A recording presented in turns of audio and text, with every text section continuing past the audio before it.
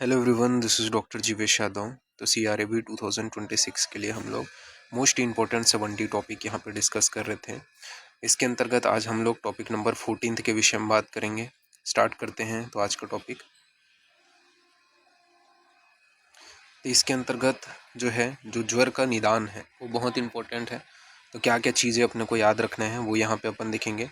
तो ज्वर निदान के अंतर्गत सबसे पहले आपको निदान ध्यान रखना है। क्या बोला कि है हेतु निमित्त आयतनम कर्ता कारण प्रत्यय समुत्थान निदान मिथ्या मिथ्य अर्थ अंतरम। ठीक है, अर्थात बोला गया है कि हेतु मतलब क्या क्या पर्याय हैं। ठीक है, निदान को और किन किन नामों से जाना जाता है। तो हेतु बोला जाता है, निमित्त बोला जाता है, आयतन बोलते हैं, कर्ता कारण प्रत्यय समुत्थान। ये सभी क्या है आपके निदान के ही पर्याय हैं। तो ये चीज़ आपको याद रखना है कि निदान के क्या क्या पर्याय बताए गए हैं। तो हेतु निमित्त आयतन कर्ता कारण प्रत्यय समुत्थान ये सभी निदान के ही पर्याय हैं।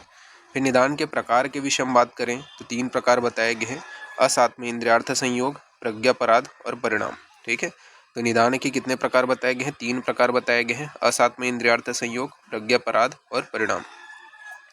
व्याधि के भेद के विषय में बात करें तो त्रिविध भेद बताए गए हैं। कौन सा? आग्नेय, सौम्य और वायव्य। तो व्याधि के त्रिविध भेद बताए गए हैं, आग्नेय, सौम्य और वायव्य। ये आपको ध्यान में रखना है। इसके अलावा द्विविध भेद भी बताए गए हैं। तो द्विविध भेद में आपका राजस और तामस आते हैं। तो व्याधि के द्विविध भेद में राजस और तामस आते हैं। व्याधि के पर्याय के विषय में बात करें तो व्याधि को और किन किन नामों से जाना जाता है। तो व्याधि बोला जाता है, आम्य बोला जाता है, गद बोला जाता है, आतंक बोला जाता है, यक्षमा बोला जाता है, ज्वर रोग बोला जाता है, विकार बोला जाता है। ये सभी व्याधि के पर्याय हैं। तो व्याधि के पर्याय क्या हैं? तो व्याधि बोला जाता है आम्य, गद, आतंक, यक्षमा, ज्वर रोग और विकार। ये सभी व्याधि के पर्याय हैं। फिर रोग के पर्याय के विषय में बात कर रहे हैं। तो ये रोग के क्या क्या पर्याय बताए गए हैं। तो रोग जो है व्याधि बोला जाता है। ठीक है, आम्य बोला जाता है, गद बोला जाता है, आतंक बोला जाता है, यक्षमा बोला जाता है। ठीक है, ज्वर रोग, पापम, अबाधा और विकार ये अष्टांग हृदय ने बताए हैं। ठीक है, तो ये आपका चरक ने बताए हैं व्याधि के पर्याय, और ये आपके अष्टांग हृदय ने बताए हैं। तो ये आपको ध्यान में रखना है। इस अध्याय के अंतर्गत सबसे पहले प्रमुख जो चीज़ है वो है आपका निदान पंचक। ठीक है, तो निदान पंचक के विषय में बात करें तो सबसे पहले आपका आता है निदान। तो निदान के विषय में बताया गया है तत्र निदान कारणम मृत्युक्ताग्रे। अर्थात बोला गया है निदान जो है रोग के कारण को कहते हैं। तो तत्र निदान कारणम मृत्युक्ता आग्रे, यानी कि निदान जो है वो रोगों के कारण को कहते हैं। निदान के 4 भेद बताए गए हैं, सन्निकृष्ट, विप्रकृष्ट, व्याभिचारी और प्रधानिक। ठीक है, हरिश्चंद्र ने माने हैं। तो निदान के 4 भेद बताए गए हैं। ठीक है, सन्निकृष्ट, विप्रकृष्ट, व्याभिचारी और प्रधानिक। ये हरिश्चंद्र ने माना है, ये आपको याद रखना है। भट्टार हरिश्चंद्र के अनुसार निदान की निरुक्ति बताए गए हैं, निद्यते निबध्यते हेत्वादि संबंधो व्याधिरनेन निदानम। ठीक है, तो ये भट्टार हरिश्चंद्र के अनुसार इसकी निरुक्ति है, निदीयते नबध्यते हेत्वादि संबद्धो व्याधिरनेन निदानम। ठीक है, ये भट्टार हरिश्चंद्र ने बताया है। फिर इसके पूर्व रूप के विषय में बात करें तो इसके पूर्व रूप बताया गया है, पूर्व रूपम प्रागुत्पत्ति लक्षण व्याधि, यानी कि रोगों को उत्पन्न होने के पूर्व जो लक्षण होते हैं उसे पूर्व रूप कहते हैं। तो रोगों के उत्पन्न होने के पूर्व जो लक्षण होते हैं उन्हें क्या कहते हैं? पूर्व रूप कहते हैं। सुश्रुत के विषय में बात करें तो सुश्रुत ने बताया है द्विधम ही पूर्व रूप भवती, सामान्य विशिष्ट। ठीक है, तो पूर्व रूप के 2 भेद बताए गए हैं सुश्रुत के अनुसार, सामान्य और विशिष्ट। तो ये आपको याद रखना है कि पूर्व रूप के 2 भेद सुश्रुत ने बताए हैं उत्तर तंत्र में। कौन सा? सामान्य पूर्व रूप और विशिष्ट पूर्व रूप। इसके अलावा यहाँ पे माधव निदान ने बोला है भावी व्याधि बोधन एवं लिंग पूर्व रूपम, यानी कि जो भावी व्याधि का बोध कराएं। ठीक है, जो लक्षण है उत्पन्न होते हैं उसे ही पूर्व रूप कहते हैं। ये माधव निदान ने बोले हैं। जैसे कि प्रमेह के पूर्व रूप की उत्पत्ति हुए भी नहीं हरिद्र वर्ण या रक्त वर्ण का मूत्र का त्याग करना, ये क्या है? रक्त पित्त रोग का निर्णय कराते हैं। तो प्रमेह के पूर्व रूप की उत्पत्ति हुए बिना ही हरिद्र वर्ण या रक्त वर्ण का मूत्र त्याग करना, ये रक्त पित्त रोग का निर्णय कराते हैं। इसके बाद में बात करते हैं रूप के विषय में। तो रूप में बताया गया है प्रादुर्भूत लक्षणम पुनः लिंगम। ठीक है, क्या क्या रूप के पर्याय बताए गए हैं? इसे लक्षण बोला जाता है, लिंग बोला जाता है, आकृति, चिन्ह, संस्थान, व्यंजन और रूप, ये सभी रूप के पर्याय हैं। तो लक्षण, लिंग, आकृति, चिन्ह, संस्थान, व्यंजन और रूप, ये सभी रूप के पर्याय हैं। लक्षण के विषय में बात करें तो चरक अनुसार रूप और तंत्र, यानी कि आयुर्वेद दोनों का पर्याय है। तो लक्षण जो है, लक्षण चरक जो है, चरक अनुसार रूप और तंत्र दोनों का पर्याय है लक्षण जो है, ये आपको ध्यान में रखना है। फिर उपशय के विषय में बात करें तो उपशय में बोला है उपशय पुनर्हेतु व्याधिर विपरीता नाम विप्रार्थ कारणी च औषध आहार विहाराणाम उपयोग सुखानुबंध। ठीक है, तो क्या क्या बताया गया है उपशय। तो उपशय के अंतर्गत हेतु विपरीत, व्याधि विपरीत, हेतु व्याधि उभय विपरीत, हेतु विपरीतार्थकारी, व्याधि विपरीतार्थकारी, हेतु व्याधि उभय विपरीतार्थकारी, ये सभी के हैं आपके उपशय के भेद हैं। कौन सा हेतु विपरीत, व्याधि विपरीत, हेतु व्याधि उभय विपरीत, हेतु विपरीतार्थकारी, व्याधि विपरीतार्थकारी, हेतु व्याधि उभय विपरीतार्थकारी। औषध, अन्न और विहार के परिणाम में सुखद उपयोग को उपशय कहते हैं। तो औषध, अन्न तथा विहार के परिणाम में सुखद जो उपयोग होता है उसे क्या कहते हैं, उपशय कहते हैं। उपशय के भेद जो है वो चरक ने 6 बताया और चक्रपाणि ने 18 बताए हैं। तो उपशय के भेद चरक ने 6 बताया और चक्रपाणि ने 18 बताए हैं। उपशय के विषय में बात करें तो औषध, अन्न और विहार के आधार पर सबसे पहला आपका हेतु विपरीत। तो हेतु विपरीत जो औषध है उसके अंतर्गत शीत, कफत, ज्वर में शुंठी आदि उष्ण औषध का प्रयोग करना, ये क्या है, हेतु विपरीत औषध का एग्जाम्पल है। तो ये पूछा जाता है कि शीत, कफज, ज्वर में शुंठी आदि उष्ण औषध का प्रयोग करना, ये कौन से प्रकार का उपशय का एग्जाम्पल है। तो ये हेतु विपरीत औषध का एग्जाम्पल है। इसके बाद में बात करते हैं हेतु विपरीत अन्न के विषय में। तो हेतु विपरीत अन्न के एग्जाम्पल क्या है, तो श्रम व वातजन्य ज्वर में मांस, रस व भात का प्रयोग करना। तो श्रम व वातजन्य ज्वर में मांस, रस व भात का प्रयोग करना, ये हेतु विपरीत अन्न का एग्जाम्पल है। फिर हेतु विपरीत विहार के विषय में बात करते हैं। तो हेतु विपरीत विहार में बताया गया है कि दीवा स्वप्न से उत्पन्न कफ में रात्रि जागरण करना, ये हेतु विपरीत विहार के एग्जाम्पल है। तो दीवा स्वप्न से उत्पन्न कफ में रात्रि जागरण करना, ये हेतु विपरीत विहार के एग्जाम्पल है। फिर व्याधि विपरीत औषध के विषय में बात करते हैं। तो व्याधि विपरीत औषध के एग्जाम्पल क्या है, तो अतिसार में स्तंभनार्थ कूटज का प्रयोग करना, ये क्या है, व्याधि विपरीत औषध के एग्जाम्पल है। तो अतिसार में स्तंभनार्थ कूटज का प्रयोग करना, ये क्या है, व्याधि विपरीत औषध के एग्जाम्पल है। फिर व्याधि विपरीत अन्न के विषय में बात कर लेते हैं। तो व्याधि विपरीत अन्न के एग्जाम्पल है अतिसार में स्तंभनार्थ मसूर का प्रयोग करना। तो अतिसार में स्तंभनार्थ मसूर का प्रयोग करना, ये क्या है, व्याधि विपरीत अन्न के एग्जाम्पल है। फिर व्याधि विपरीत विहार के एग्जाम्पल के विषय में बात करते हैं। तो उदावर्त में प्रवाहन कराना, ये व्याधि विपरीत विहार के एग्जाम्पल है। तो उदावर्त में प्रवाहन कराना, ये व्याधि विपरीत विहार के एग्जाम्पल है। फिर हेतु व्याधि उभय विपरीत औषध के विषय में बात कर लेते हैं। तो हेतु व्याधि उभय विपरीत औषध में बताया गया है कि वातिक शोथ में वातहर तथा शोथहर दशमूल क्वाथ का प्रयोग करना। तो हेतु व्याधि उभय विपरीत औषध में बताया गया है कि वातिक शोथ में वातहर तथा शोथहर दशमूल के क्वाथ का प्रयोग करना। फिर हेतु व्याधि उभय विपरीत अन्न के विषय में बताया गया है कि वात कफजन्य ग्रहणी में तक्र का प्रयोग करना। तो वात कफजन्य ग्रहणी में तक्र का प्रयोग करना, ये हेतु व्याधि उभय विपरीत अन्न के एग्जाम्पल है। फिर हेतु व्याधि उभय विपरीत विहार के विषय में बात करते हैं। तो स्निग्ध पदार्थों के सेवन और दीवा स्वप्न से उत्पन्न तंद्रा में रुक्ष रात्रि जागरण करना, ये क्या है, हेतु व्याधि उभय विपरीत विहार के एग्जाम्पल हैं। तो स्निग्ध पदार्थों के सेवन और दीवा स्वप्न से उत्पन्न तंद्रा में रुक्ष रात्रि जागरण करना, ये क्या है, हेतु व्याधि उभय विपरीत विहार के एग्जाम्पल है। तो ये आपको ध्यान में रखना है। फिर हेतु विपरीतार्थकारी जो औषध है उसके विषय में बात कर लेते हैं। तो हेतु व्याधि विपरीतार्थकारी औषध का एग्जाम्पल क्या है, तो पित्तज व्रण में उष्ण उपनाह का प्रयोग करना, ये क्या है, हेतु विपरीतार्थकारी जो औषध है उसका एग्जाम्पल है। ठीक है, फिर हेतु विपरीतार्थकारी जो आपका अन्न है उसके एग्जाम्पल क्या है, तो पित्तज व्रण में विदाही अन्न का प्रयोग करना। तो पित्तज व्रण में विदाही अन्न का प्रयोग करना, ये क्या है, हेतु विपरीतार्थकारी अन्न के एग्जाम्पल है। फिर हेतु विपरीतार्थकारी विहार के एग्जाम्पल क्या है, तो वातज उन्माद में भय दर्शन करना, ये क्या है, हेतु विपरीतार्थकारी विहार के एग्जाम्पल है कि वातज उन्माद में भय दर्शन करना। फिर व्याधि विपरीतार्थकारी औषध के एग्जाम्पल के विषय में बात कर लेते हैं। तो व्याधि विपरीतार्थकारी औषध के एग्जाम्पल क्या है, तो छर्दी रोग में वमन कारक मदन फल का प्रयोग करना, ये क्या है, व्याधि विपरीतार्थकारी औषध का एग्जाम्पल है। तो छर्दी रोग में वमन कारक जो मदन फल है उसका प्रयोग करना, ये क्या है, व्याधि विपरीतार्थकारी औषध के एग्जाम्पल है। फिर व्याधि विपरीतार्थकारी अन्न के विषय में बात कर लेते हैं। तो अतिसार में विरेचनार्थ दूध का प्रयोग करना, ये क्या है, व्याधि विपरीतार्थकारी औषध के एग्जाम्पल है। तो अन्न का एग्जाम्पल है। ठीक है, तो अन्न का एग्जाम्पल क्या है, व्याधि विपरीतार्थकारी अन्न का तो अतिसार में विरेचनार्थ दूध का प्रयोग करना। फिर व्याधि विपरीतार्थकारी विहार के एग्जाम्पल क्या है, तो छर्दी रोग में वमन कराने के लिए प्रवाहन करना। तो छर्दी रोग में वमन कराने के लिए प्रवाहन करना, ये व्याधि विपरीतार्थकारी विहार के एग्जाम्पल हैं।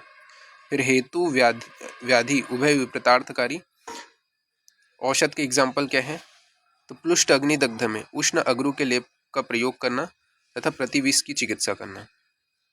तो हेतु व्याधि उभय विपरीतार्थकारी जो आपका औषध है उसके एग्जाम्पल क्या है, तो प्लुष्ट अग्निदग्ध में उष्ण अगरू का लेप लगाना व प्रतिविष की चिकित्सा करना। हेतु व्याधि उभय विपरीतार्थकारी अन्न का एग्जाम्पल क्या है, तो मद्यपान जन्य मदात्य में मद्य कारक मद्य का पान कराना। ठीक है, तो मद्यपान जन्य मदात्य में मद्य कारक मद्य का पान कराना, ये क्या है, हेतु व्याधि उभय विपरीतार्थकारी आपका अन्न का एग्जाम्पल है। फिर हेतु व्याधि उभय विपरीतार्थकारी विहार का एग्जाम्पल क्या है, तो व्यायाम जनित समूढ़वात में जल में तैरना। तो व्यायाम जनित समूढ़वात में जल में तैरना, ये क्या है, हेतु व्याधि उभय विपरीतार्थकारी विहार का एग्जाम्पल है। फिर निदानोक्त अनुपशय के विषय हम बात कर लेते हैं। तो चरक ने अनुपशय का निदान में ही अंतर्भाव कर दिए हैं। तो चरक ने क्या है, अनुपशय का निदान में ही अंतर्भाव कर दिए हैं। अनुपशय किसको बोलते हैं, तो उपशय से विपरीत को अनुपशय कहते हैं, इसी को ही व्याधि आसातम में भी बोला जाता है। तो उपशय के विपरीत को अनुपशय कहते हैं, इसी को ही क्या है, व्याधि आसातम में भी बोले जाते हैं। फिर बात करते हैं संप्राप्ति के विषय में। तो संप्राप्ति के क्या क्या पर्याय बताए गए हैं, तो जाति और अगति ये एक दूसरे के पर्याय हैं। ठीक है, तो जाति और अगति ये आपको ध्यान में रखना है। संप्राप्ति के विषय में बताया है आचार्य चक्रपाणि ने, तस्माद व्याधिजनक दोष व्यापार विशेष मुक्ते व्याधिज में संप्राप्ति। ठीक है, संप्राप्ति के भेद के विषय में बात करें तो 5 बताए गए हैं, संख्या, प्राधान्य, विधि, विकल्प और बल। ठीक है, विशेष विज्ञते। ठीक है, तो संख्या, प्रधान, विधि, विकल्प, बल काल के आधार पे इसके 5 प्रकार बताए गए हैं। वांग भट्ट ने भी 5 प्रकार बताए हैं, संख्या, विकल्प, प्राधान्य, बल, काल, विशेष। ठीक है, तो ये आपको ध्यान में रखना है। वांग भट्ट ने बल संप्राप्ति और काल संप्राप्ति को अलग अलग माना है, तो ये चीज याद रखना, वांग भट्ट ने बल संप्राप्ति और काल संप्राप्ति दोनों को अलग अलग माना है। जबकि चक्रपाणि ने बल काल विशेष एक ही संप्राप्ति माना है। तो चक्रपाणि ने क्या है, जो सॉरी चरक है, उन्होंने क्या है, बल काल विशेष को एक ही संप्राप्ति माना है। जबकि वांग भट्ट ने बल संप्राप्ति और काल संप्राप्ति दोनों को अलग अलग माना है। विधि संप्राप्ति का वर्णन आचार्य चरक ने किया है। तो विधि संप्राप्ति का वर्णन किसने किया है, आचार्य चरक ने किया है। संख्या जो है उसके विषय में बात कर लेते हैं। तो सांख्य जो संख्या के आधार पे जो संप्राप्ति का जो अलग अलग भेद होते हैं, संख्य संप्राप्ति के अंतर्गत कैसे इसको डिफाइन करेंगे, तो जैसे कि अलग अलग प्रकार के होते हैं, जैसे 8 प्रकार के ज्वर हो गए, 5 प्रकार के गुल्म हो गए, 7 प्रकार के कुष्ठ हो गए। ठीक है, संख्य संप्राप्ति के अंतर्गत आएगा। प्राधान्य संप्राप्ति के विषय में बताया है, प्राधान्यम पुनर्दोषाणाम तरताम उभ्यम उपलभ्यते। ठीक है, तो ये जो प्रधान दोष है उसके आधार पे प्रधान संप्राप्ति होता है। ठीक है, अष्टांग हृदय ने निदान स्थान में बताया है, स्वतंत्र परतंत्राभ्या व्याधो प्रधान दिशेत। ठीक है, फिर विधि के विषय में बात करें तो रोगों के भेद विधि संप्राप्ति के अंतर्गत आता है। तो रोगों का जो भेद है वो विधि संप्राप्ति के अंतर्गत आते हैं। विधि 2 प्रकार के होते हैं, विधि भेद से रोग, निज और आगंतुज।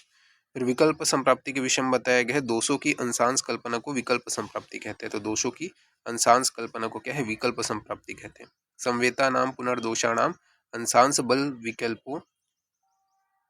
विकल्पो अस्मिन् अर्थे। ठीक है, तो दोषों की अंशांश कल्पना को विकल्प संप्राप्ति कहते हैं। फिर उसके बाद में बल काल के विषय में बताया गया है कि व्याधियों का बल काल विशेष ऋतु, अहोरात्र और भोजन काल पर निर्भर करते हैं। ठीक है, तो व्याधियों का बल काल विशेष ऋतु, अहोरात्र और भोजन काल पर निर्भर करता है। ये क्या है, बल काल के विषय में बताया गया। फिर बात कर लेते हैं अपन ज्वर के विषय में। ठीक है, तो शरीर आश्रित रोगों में सर्वप्रथम ज्वर उत्पन्न होते हैं। ये आपको पता है, शरीर आश्रित दोषों में सर्वप्रथम कौन सा ज्वर उत्पन्न हुआ होता है।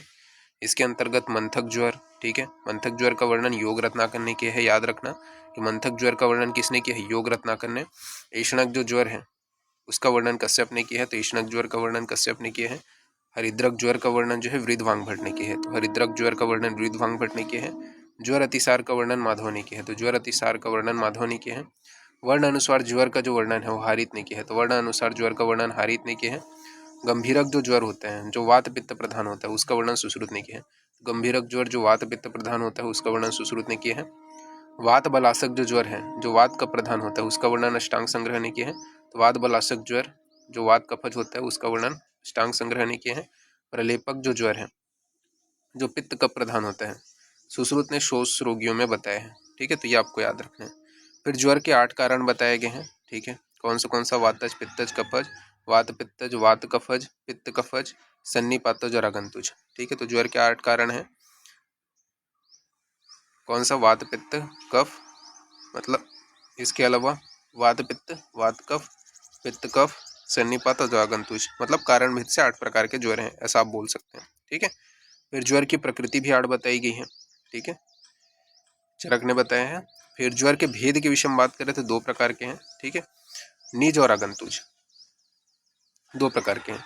ज्वर की उत्पत्ति जो है रसवह और स्वेदवह दोनों स्रोतस के अवरुद्ध होने से होता है। तो ज्वर की उत्पत्ति रसवह व स्वेदवह दोनों स्रोतसों के अवरुद्ध होने से होती है, ये आपको याद रखना है। घनात्य जो है वो किसके लिए बोला गया? शरद ऋतु के लिए बोला गया। ये पूछा जाता है घनात्य कौन से ऋतु के लिए है, तो शरद ऋतु के लिए है। या धरात्य या घनात्य। ठीक है, तो ये याद रखना, धनात्य, घनात्य, धरात्य, ये जो है शरद ऋतु के लिए है। हिमात्य जो है वसंत ऋतु के लिए प्रयोग किया गया है, तो हिमांत्य जो है वो वसंत ऋतु के लिए प्रयोग किया गया है। तपात्य जो है प्राविट ऋतु के लिए प्रयोग किया गया है सुश्रुत के अनुसार। ठीक है, तो तपात्य जो है वो प्राविट ऋतु के लिए प्रयोग किया गया है सुश्रुत के अनुसार। घर्मकाले जो है ग्रीष्म ऋतु के लिए प्रयोग किया गया है सुश्रुत के अनुसार, तो घर्मकाले ग्रीष्म ऋतु के लिए प्रयोग किया गया है सुश्रुत के अनुसार।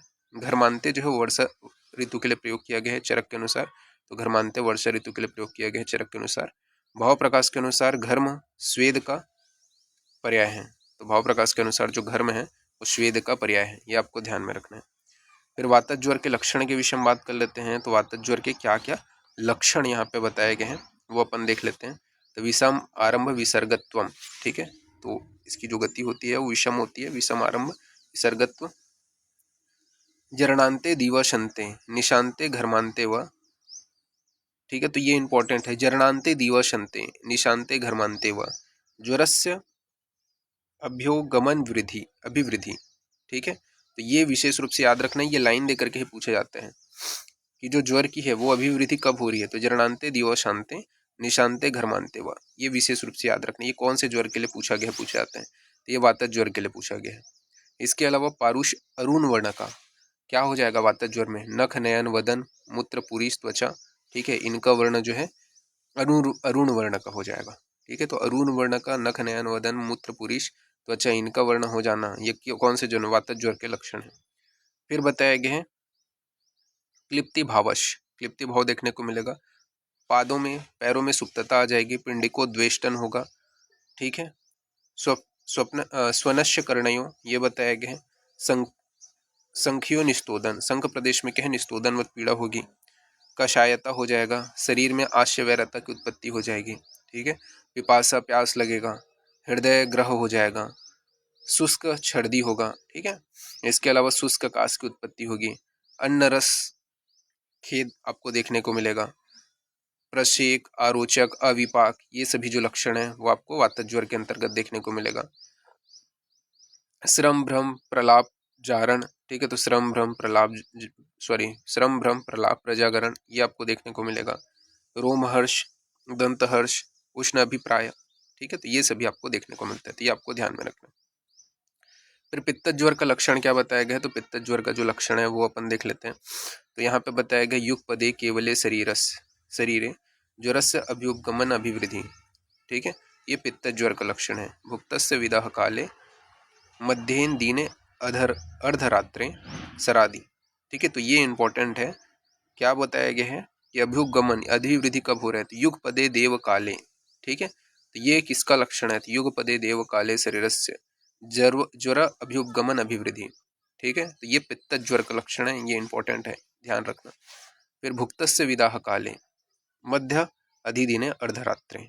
ठीक है, इसके अलावा हरित वर्ण का, ठीक है, हरित व हरित द्रव वर्ण का क्या हो जाएगा आपका? नख नयन वदन मूत्र पुरीश त्वचा, ये आपको देखने को मिलेगा। तो हरिद्र वर्ण का नख नयन वदन मूत्र पुरीश त्वचा आपको देखने को मिलेगा। रक्त कोठ जो है उसकी निमृति हो जाएगी, कटु कषायता देखने को मिलेगा, पित्त छर्दन देखने को मिलेगा, अतिसार हो गया, अन्न द्वेष हो गया, तृष्णा हो गया, मद मूर्छा भ्रम हो गया, सदन हो गया, ठीक है। इसके अलावा प्रलाप हो गया, शीत अभिप्रायता हो गया, ये सभी पित्त ज्वर का लक्षण है, तो ये आपको ध्यान में रखना है। फिर नेक्स्ट अपन आगे बढ़ते हैं कफत ज्वर के लक्षण के विषय में। तो कफत ज्वर का लक्षण क्या बताया गया है, तो कफत ज्वर का लक्षण बताया गया अन्न अभिलाषा का होना, ठीक है। इसके अलावा मधु मधुरियता हो गया, छर्दी हो गया, ठीक है, शैत्यता हो गया। इसके अलावा इसका प्रमुख लक्षण आपको याद रखना है, अभिवृद्धि कब हो रहा है, युग पदे केवले शरीरे, ठीक है। तो ये जो है अभिवृद्धि इसका भी युग पदे केवले शरीरे, ये आपको याद रखना है। भुक्ते मात्रे पूर्वाहंते, पूर्व रात्रे वसंत काले विशेषण, ठीक है। कैसा हो जाएगा आपका जो श्वेत वर्ण का नख नयन वदन मूत्र पुरीश त्वचा, ये आपको देखने को मिलेगा। शीत पिंडिकाओं की उत्पत्ति होगी, मृंद अग्निता होगा, हल्लास होगा, हृदयोपक्लेब होगा, तंद्रा, काश, श्वास, प्रतिशय, उष्णभिताप, ये सभी आपको देखने को मिलेगा। मुख माधुर्य बताया गया, तो मुख माधुर्य में कफज ज्वर, ठीक है, कफज पांडु, कफज आरोचक, ये लक्षण देखने को मिलेगा। तो मुख माधुर्य में कफज ज्वर, कफज पांडु व कफज आरोचक के लक्षण देखने को मिलते हैं। आगंतुक ज्वर का लक्षण क्या है, तो अभिघात, अभिसंग, अभिचार, अभिशाप। तो अभिघात में बताया गया है कि प्रमुख रूप से वायु और दुष्ट शोणितजन्य होते हैं, ठीक है। अभिघातक जो ज्वर होते हैं वो वायु और दुष्ट शोणितजन्य होते हैं, जबकि अभिसंगत जो ज्वर होते हैं वो वात पित्तजन्य होते हैं। तो अभिसंगत ज्वर वात पित्तजन्य होते हैं। अभिचारक जो ज्वर होता है वो सन्निपातज होता है, अभिशापक जो ज्वर होता है वो भी सन्निपातज होता है। तो ये आपको याद रखना है।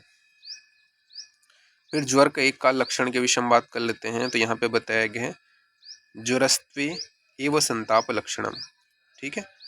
तो संताप जो है वो एक काल लक्षण है प्रमुख रूप से। ज्वर का प्रत्यात्म लक्षण के विषय में बात करें तो ज्वर प्रत्यात्मिकम लिंगम संतापो देहमानसा, ठीक है। तो शरीर और मन में संताप का उत्पन्न होना, ये क्या है, ज्वर का प्रत्यात्म लक्षण है। फिर ज्वर के पूर्व रूप के विषय में बात कर लेते हैं। तो पूर्व रूप में क्या क्या लक्षण देखने को मिलेगा, तो मुख वैरस्यता देखने को मिलेगा, गुरु गात्रता की उत्पत्ति होगी, अन्न अभिलाषा की होना, निद्रा आधिक्य को होना, जृंभा को होना, श्रम भ्रम प्रलाप प्रजागरण, ठीक है, रोमहर्ष दंत हर्ष का होना, अर्ति का होना, विनाम का होना, वेपथु हो गया, शब्द शीत वात आतप सहस्रता हो गया, प्रतिपता स्वकार्येषु, ठीक है। इसके अलावा अल्प प्राण हो गया, दीर्घ सूत्रता हो गया, गुरुणाम वाक्यस्य भविष्यो हो गया। इसके अलावा स्वधर्मेश्व चिंतना, ठीक है, माल्य अनुलेप, भोजन परिक्लेशन, ठीक है। तो ये आपको देखने को मिलते हैं। तो मुख वैरस से गुरु गात्रता, ये ज्वर का पूर्व रूप का लक्षण है, पूछा जाता है। अन्नाभिलाषा, निद्रा अधिक्य का होना, ठीक है। ये सारे जो है विपथु, विनाम, रोमहर्ष, दंतहर्ष, अर्ति, प्रतिपता, स्वकार्येषु, अल्प प्राणता, दीर्घसूत्रता, ये सभी आपके ज्वर के पूर्व रूप के अंतर्गत देखने को मिलेगा।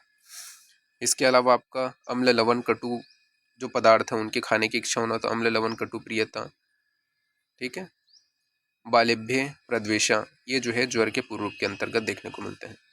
फिर ज्वर की महत्ता बताते हुए निदान स्थान बताया गया है ज्वरस्तु खलु महेश्वर प्रकोप सर्व प्राणभृतम प्राणहरो देह इंद्रिय मन संताप सर्व रोग अधिपति महामोह नान्य व्याधस्थ दारुण बहु उपद्रव दुश्चिकित्स्य सर्व प्राणभृता सज्वर एव जायन्ते स्वजरा एव म्रियते, ठीक है। तो ये ज्वर की महत्वता बताया गया कि रुद्र प्रकोप संताप से ज्वर की उत्पत्ति हुई है, ठीक है। और मृत्यु से लेकर के जन्म तक जो है शरीर में जो है वो ज्वर जो है वो बना हुआ रहता है। इसके अलावा नान्य व्याधि दारुण बहु उपद्रव दुश्चिकित्स्य, ठीक है।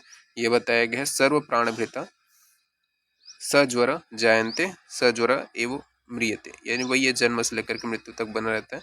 तो ये जो है ज्वर जो है वो सभी रोगों में प्रधान होते हैं। ज्वर को सर्व रोग अधिपति वांग भट्ट ने बोला था, ये इंपॉर्टेंट है, पूछा जाता है। चरक ने बोला है, सुश्रुत ने बोला है कि वांग भट्ट ने बोला है, तो वांग भट्ट ने बोला है सर्व रोग अधिपति। ज्वर का चिकित्सा सूत्र के विषय में बात कर लेते हैं। तो ज्वर की चिकित्सा सूत्र बताया गया है कि ज्वर के पूर्व रूप में क्या आता है, तो लघु भोजन व अपतर्पण आता है। तो ज्वर के पूर्व रूप में लघु भोजन व अपतर्पण आता है।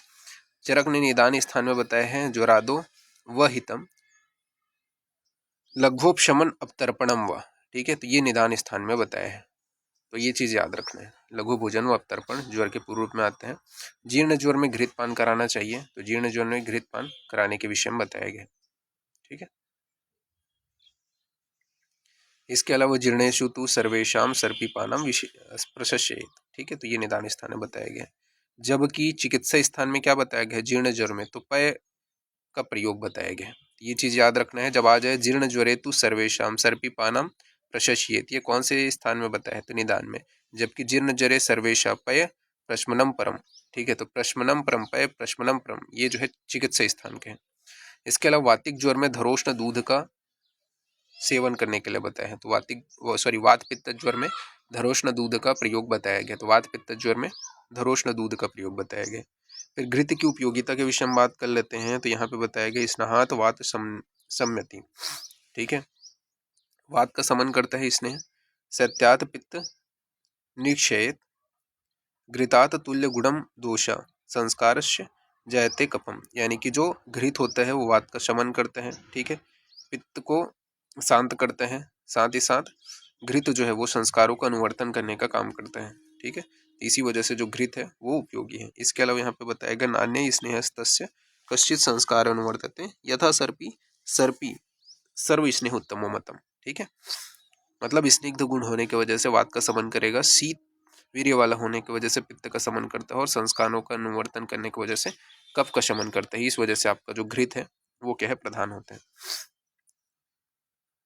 ठीक है, अब यहाँ पे ज्वर का जो है चिकित्सा स्थान के आधार पे कुछ चीजें जो है वो भी अपन देख लेते हैं। तो ज्वर की जो संज्ञा है, ज्वर को और किन किन नामों से जाना जाता है या पर्याय क्या क्या है, ऐसा पूछा जा सकता है। ठीक है, तो चरक ने क्या क्या बोला है ज्वर को, तो सर्व रोग अग्रजा। ठीक है, तो सर्व रोग अग्रजा बोले हैं, रोग राड बोले हैं, सर्व रोग अधिपति बोले हैं। तो ये चरक ने बोले हैं। तो सर्व रोग अग्रजा, रोग राड, सर्व रोग अधिपति, ये चरक ने बोले हैं।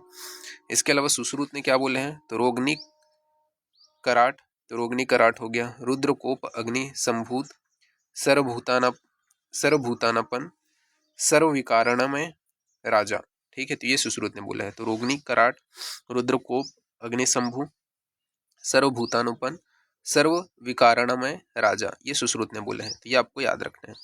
इसके अलावा वांग भट्ट ने क्या क्या बोले हैं, तो वांग भट्ट ने रोगपति हो गया, पापम हो गया, मृत्यु हो गया, ओजो ओजोशन हो गया, क्रोधहंतक हो गया, ये सभी वांग भट्ट ने बोले हैं। तो रोगपति, पापम, मृत्यु, ओजोशन, क्रोधहंतक, ये जो है वांग भट्ट ने बोले हैं।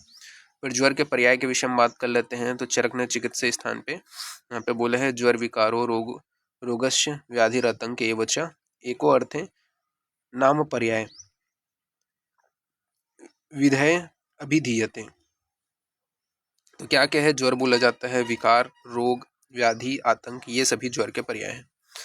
फिर व्याधि के पर्याय के विषय में बात करें तो व्याधि का पर्याय ज्वर, विकार, रोग, व्याधि, आतंक, आम्य, गद, यक्षमा, ये सभी व्याधि के पर्याय हैं। चरक ने क्या बोला है, तत्र व्याधिरामयो गद आतंको यक्षमा ज्वरो विकारो इत्यर्थांतरम। ठीक है, चरक अनुसार ज्वर और व्याधि ये दोनों क्या है, एक दूसरे के पर्याय हैं। फिर ज्वर की प्रकृति के विषय में बात कर लेते हैं। तो चरक ने चिकित्सा स्थान पे बताया है क्षय तमो ज्वर पापमा मृत्युशोक्त यमात्मक।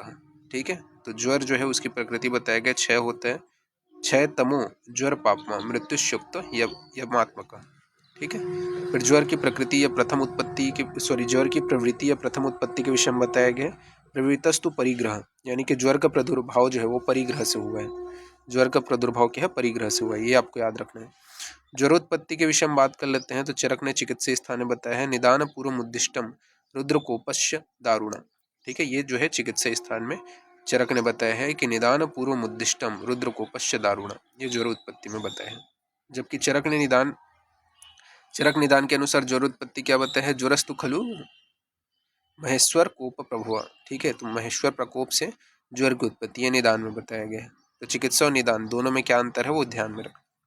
माधव निदान ने क्या बताया है, दक्ष अपमान संक्रुद्धे रुद्र निश्वास संभव ज्वरो अष्टधा पृथक द्वंद्व संघात आगंतु जिस्मृता। ठीक है, तो वही है कि दक्ष के अपमान की वजह से संक्रुद्ध होकर के जो रुद्र प्रकोप के निश्वास से जो है जो ज्वर है उसकी उत्पत्ति बताया है माधव निदान ने। इसके अलावा सुश्रुत ने क्या बताया है, तो जन्मादौ निधने चैव प्रायो विशन्ति देहिना अतः सर्व विकाराणामय राजा प्रकृतिता। ठीक है, तो ये जो है जन्म से लेकर के मृत्यु तक जो है शरीर में बना रहता है, ये जो है सुश्रुत ने बताया है, और इसे क्या है, सभी विकारों का सर्व विकाराणाम राजा बताया है, ये याद रखना है। फिर ज्वर के कारण के विषय में बात कर लेते हैं। तो ज्वर के 8 कारण बताए गए हैं। कौन से हैं?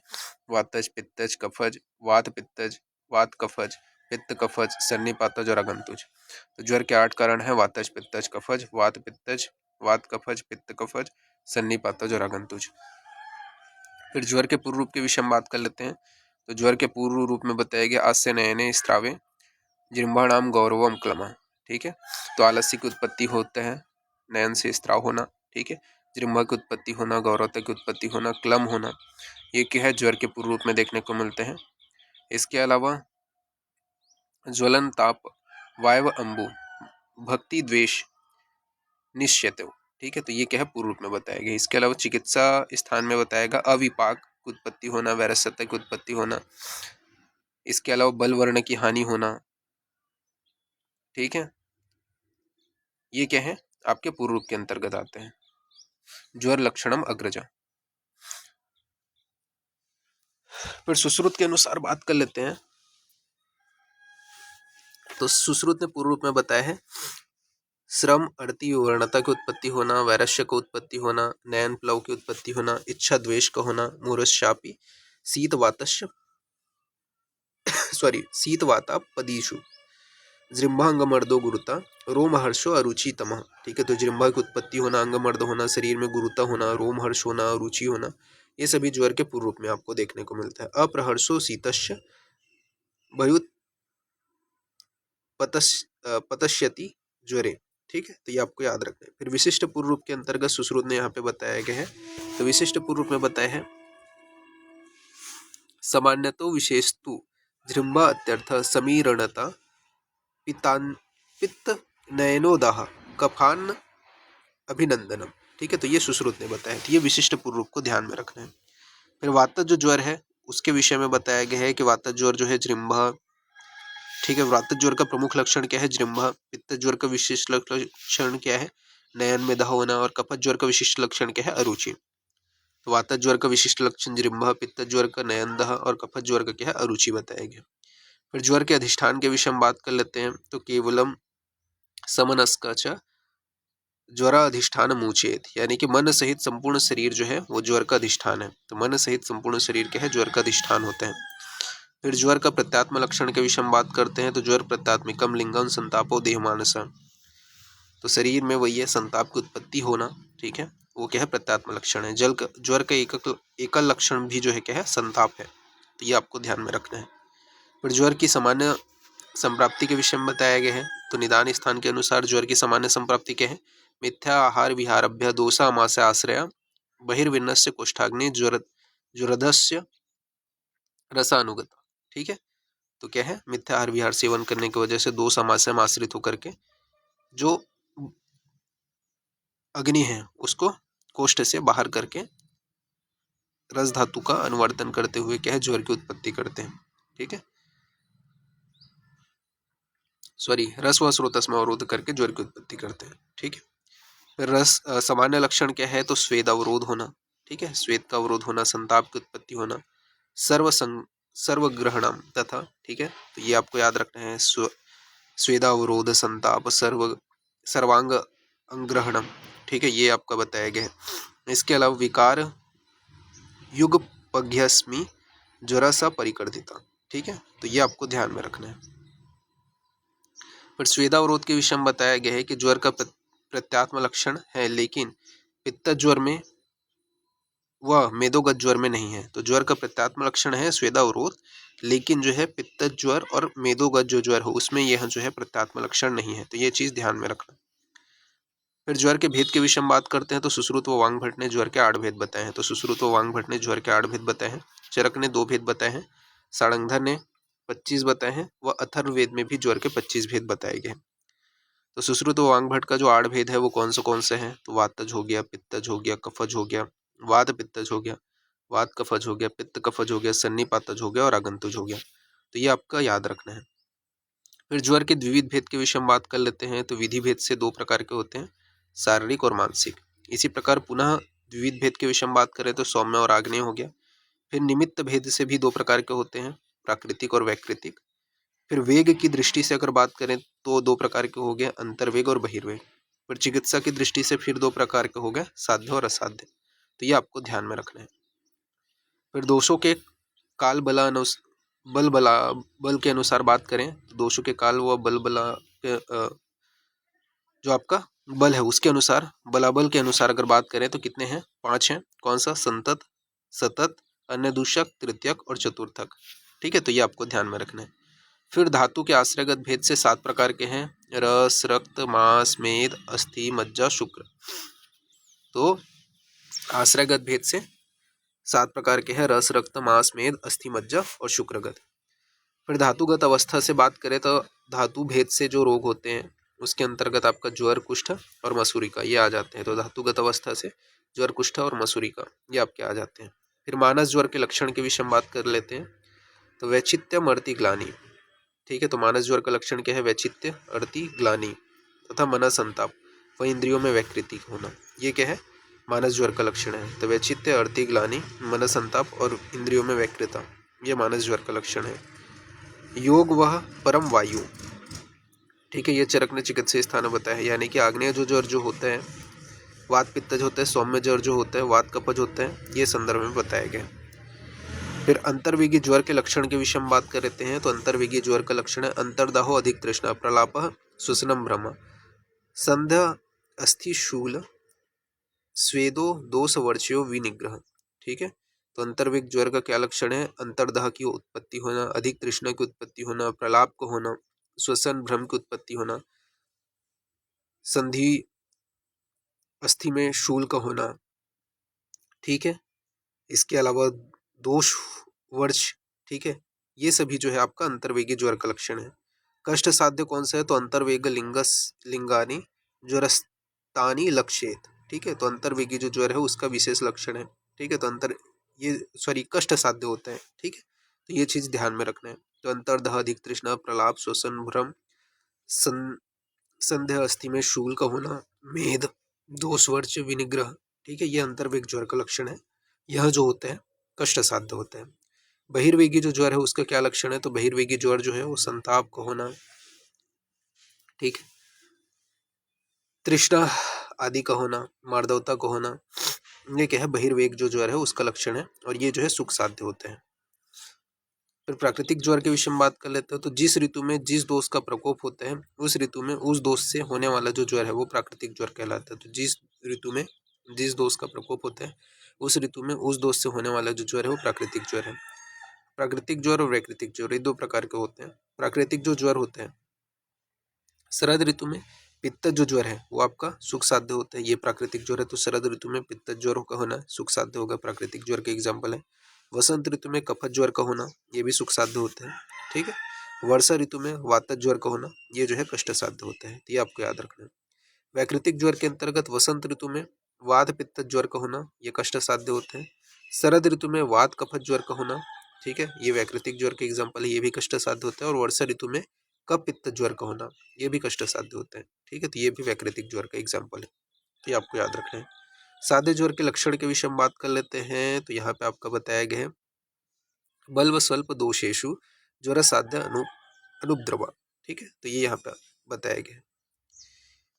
असाध्य ज्वर के लक्षण के विषय में बात कर लेते हैं। तो केस सीमांत यानी कि केस में सीमांत के समान रेखाएं आपको देखने को मिलते हैं। असाध्यो बलवानश्च केस सीमांतश कृतम ज्वर। ठीक है, तो यह जो ज्वर होगा वो क्या है, असाध्य होगा। ये चीज ध्यान में रखना, केस सीमांत का दिखाई देना ये किस प्रकार के ज्वर का लक्षण है, तो असाध्य ज्वर का लक्षण है। फिर धातुगत ज्वर के लक्षण के विषय में बात कर लेते हैं, लक्षण व चिकित्सा। तो सबसे पहले आपका रसगत ज्वर। तो रसगत जो ज्वर है इसका लक्षण क्या है, तो शरीर में गौरवतक होना, सदन होना, छर्दी होना, अरुचि होना, बहिर्संताप का होना, ठीक है, अंगमर्द का होना, विजृंभण का होना। ठीक है, ये सभी क्या है आपके रसगत ज्वर का लक्षण है। तो गौरव, सदन, छर्दी, अरुचि, बहिर्संताप, ठीक है, अंगमर्द का होना, विजृंभण का होना, ये रसगत ज्वर का लक्षण है। इसमें अपन चिकित्सा में वमन व उपवास चिकित्सा कराते हैं। रक्तगत ज्वर का लक्षण क्या है? तो रक्तगत ज्वर का लक्षण बताया गया है स्टीवन का होना, ठीक है, रक्त मिला हुआ स्टीवन का होना, सरक्त स्टीवन जिसे अपन बोलते हैं। दाह राग का होना, भ्रम मद प्रलाप का होना, पिंडिका का उत्पत्ति होना, ये रक्तगत ज्वर का लक्षण है। तो सरक्त स्टीवन, दाह और राग का होना, भ्रम मद प्रलाप का होना, पिंडिका की उत्पत्ति होना, ये रक्तगत ज्वर का लक्षण है। चिकित्सा में अपन परिषेक, प्रदेह व संसमन चिकित्सा कराते हैं। तो परिषेक, प्रदेह व संसमन चिकित्सा कराते हैं। मांसगत ज्वर का लक्षण क्या है? तो मांसगत ज्वर का लक्षण बताया गया है कि अंतर्दाह का होना, तृष्णा मोह का होना, दुर्गंधता का होना, गात्र विक्षेप का होना, ये मांसगत ज्वर का लक्षण है। चिकित्सा में अपन विरेचन व उपवास कराते हैं। फिर मेदोगत जो ज्वर है उसका लक्षण क्या है? तो मेदोगत ज्वर का लक्षण बताया गया है स्वेद का होना, तीव्र पिपासा का होना, प्रलेप का होना, वाम्य भिक्षणम बताया गया है। फिर इसके बाद में स्वगंध गंधस्य सहस्रोता, तो स्वगंधस्य सहस्रोता ये क्या है? मेदगत ज्वर का लक्षण है। चिकित्सा में अपन विरेचन व उपवास कराते हैं, तो ये आपको ध्यान में रखना है। फिर अस्थिगत ज्वर का लक्षण क्या बताया गया है? तो अस्थिगत ज्वर में आपका लक्षण बताया गया है विरेक, वमन, चाभे, प्रकुंजनम, ठीक है। तो विरेचन और वमन का होना, ठीक है, और प्रकुंजन की उत्पत्ति होना, ये अस्थिगत ज्वर का लक्षण है। यह जो है कृच्छ साध्य होते हैं। फिर मज्जागत ज्वर का लक्षण क्या बताया गया है? तो मज्जागत ज्वर में विशेष रूप से हिक्का, श्वास, कास, तमा दर्शन, ये आपको देखने को मिलेगा। तो हिक्का, श्वास, कास, तमा दर्शन, ये मज्जागत ज्वर का लक्षण है, ठीक है। इसके अलावा मर्म छेदनों बहिर्शैत्य दहो अंतःशैव, ठीक है। तो ये आपको विशेष रूप से देखने को मिलता है। यह भी जो मज्जागत जो ज्वर होता है वह भी क्या है? कृच्छ साध्य की श्रेणी में आता है। तो शुक्रगत जो ज्वर होता है उसके विषय में बताया गया शुक्र मोक्षम कृत्वा विनाशया, ठीक है। तो शुक्रगत जो ज्वर होते हैं उसमें बताया गया शुक्र मोक्ष कृत्वा विनाशया, ये शुक्रगत ज्वर का लक्षण है। जबकि सुश्रुत ने क्या बताया है? सेप स्तब्धता देखने को मिलता है, ठीक है। यह जो है असाध्य होता है। तो इस प्रकार से सप्त धातुगत जो ज्वर है इनके लक्षण और इनके साध्यता असाध्यता बहुत इंपॉर्टेंट है, आपको ध्यान में रखना है। फिर अंतर्दह के विषय में बताया गया है कि गंभीर जो ज्वर है, ठीक है, उसमें अंतर्दह, मांसगत ज्वर में भी अंतर्दह, मतलब कौन से ज्वर है जिसमें अंतर्दह लक्षण देखने को मिलता है? तो गंभीर ज्वर, मांसगत ज्वर, मज्जागत ज्वर, ठीक है, अंतर्वेगी ज्वर, ये सभी में क्या है? अंतर्दह लक्षण देखने को मिलता है। तो गंभीर ज्वर, मांसगत ज्वर, मज्जागत ज्वर, अंतर्वेगी ज्वर में अंतर्दह लक्षण देखने को मिलता है। साध्यता साध्यता के विषय में बात करें तो रस रक्त मांस मेदगत जो ज्वर होता है वो साध्य होता है। तो रस रक्त मांस मेदगत जो ज्वर है वो साध्य होता है। अस्थि मज्जागत जो ज्वर होता है वो कृच्छ साध्य होता है। जबकि शुक्रगत जो ज्वर होता है वो असाध्य की श्रेणी में आता है। ज्वर की उत्पत्ति में रसवह व स्वेदवह दोनों स्रोतस अवरुद्ध होते हैं। तो ज्वर की उत्पत्ति में रसवह व स्वेदवह दोनों स्रोतस अवरुद्ध होते हैं। शरीर आश्रित रोगों में सर्वप्रथम ज्वर उत्पन्न होता है। तो शरीर आश्रित रोगों में सर्वप्रथम क्या है? ज्वर की उत्पत्ति बताया गया। तो इस प्रकार से ये जो चैप्टर है वो फिनिश होता है। नेक्स्ट क्लास में इसके आगे कंटिन्यूशन करेंगे। तो अभी के लिए इतना ही। Thank you.